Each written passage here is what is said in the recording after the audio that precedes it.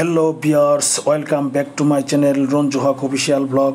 সবাইকে সুস্বাগতম জানিয়ে শুরু করছি। এটি একটি সোয়েটার মেশিন।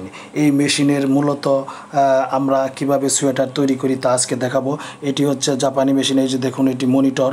এই মনিটরে মূলত আমরা প্রোগ্রাম লোড দিয়ে মেশিনে মূলত লোড দেওয়ার পরে আমরা মেশিনে কাজ শুরু করি। তারপর আমাদের এই মেশিনে মাল হতে থাকে। দেখুন লেখা আছে শিমাশেকি।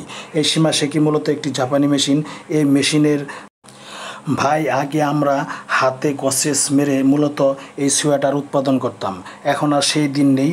এখন প্রযুক্তির বর্তমান কারিগরি দক্ষতা অনেক বৃদ্ধি পেয়েছে।